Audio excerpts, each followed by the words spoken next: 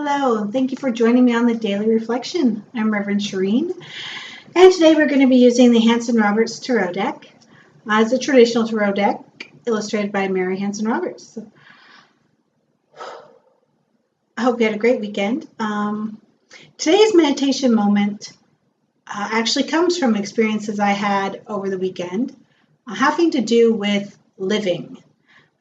It's pretty easy for us to know when something is dead or when something is alive, but what is living? And, we look at somebody that's perhaps in a coma, unresponsive. Their heart is beating, they're breathing, they have other vital signs, whatever those are.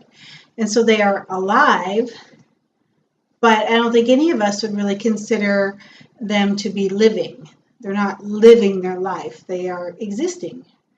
And then I was looking at some friends of my parents who have always been very active, always into outdoors and photography and travel and experience. And they just suddenly this year, not because of health problems, not because of anything else, they just suddenly decided that they are too old to do those things.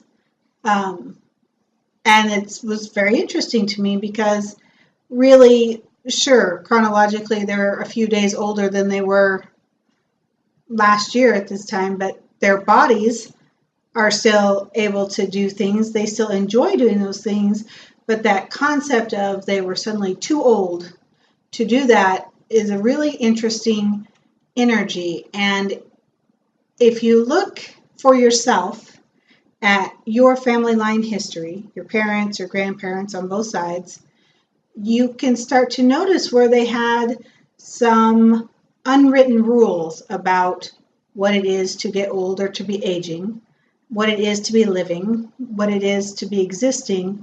And it's very interesting to look at where they are allowed to experience life and do things and where they were not, where they had to just sit and watch. And then on the opposite side of that, I was looking at some energy that's in one of my godchildren's space, and she only feels alive when there's something dramatic happening, when there's drama, be it gossip or relationship or a problem. If there has to be some sort of drama going on for her to feel alive, and if there isn't, she creates it. And she'll try to communicate it, and she'll try to draw people in so that they get all, I don't know if anxious is the right word, but caught up in a imaginary problem that has to be solved. Kind of a translation of survival energy. And so when our lives are perhaps going smoothly and we don't have to struggle to survive, do we create something that puts us in that mode of struggle so that we can feel alive, so that we know we're living? So I was just looking at meditation at all those different vibrations of living, and whether you have to be creating something to feel alive, whether you have to be experiencing something that is emotionally gut-wrenching to feel alive. Do you have to be engaged in some sort of conflict, power struggle to feel alive? What makes you feel alive? How do you know you are living?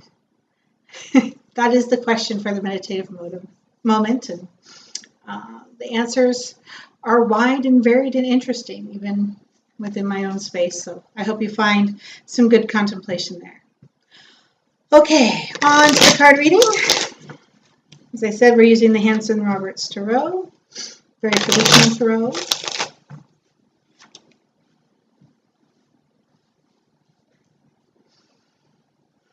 Let's pray that whatever card comes up, that it will be a blessing to those who watch, allow them to have contemplation, spiritual growth, and increased awareness. Amen. And the card is the Ten of Pentacles. This card often denotes the culmination, the legacy, how you know you've succeeded, the sweet spot in life where you have home and family and wealth and prosperity and abundance. And so just looking at this energy, really notice where your own indicators of abundance are. What, in much in the same way of what makes you feel alive, what makes you feel prosperous? How do you know that you are wealthy? How do you know that you are abundant? What does that come in? What kind of shapes and sizes? And as these are pentacles, I think for most of us, you're looking at whether you feel rich or poor. Do you have a legacy you can leave? What do you want that to look like? But it also encompasses family and friends, and there is certainly a wealth of abundance that has nothing to do with money. So wealth of abundance that has to do with life experience and what you can enjoy and who you can enjoy it with and what your life is full of.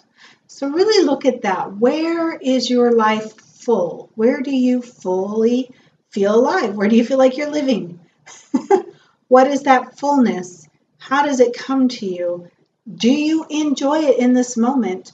Or are there rules on when you can have it and when you have to just sit and watch it because you're now too old to do that, or too young, or too whatever? What are the unwritten rules that say you can't feel fully abundant, fully alive, wealthy, all those things? So really look at the rules in your space and notice if they are real.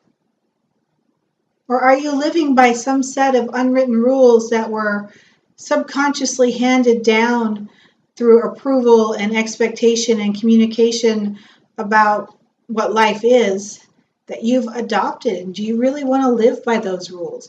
Is that your definition of abundance? Is that your definition of wealth? Is that your definition of living? Is that what you can have? And really look at that, because those are the agreements that we have put into place. And because of that, they are also the agreements we can change and have some control over. But you have to become aware of them, one. And two, you have to really feel for yourself what those rules are for you. So I'm just going to do one, but we're going to do two. Three of Rods.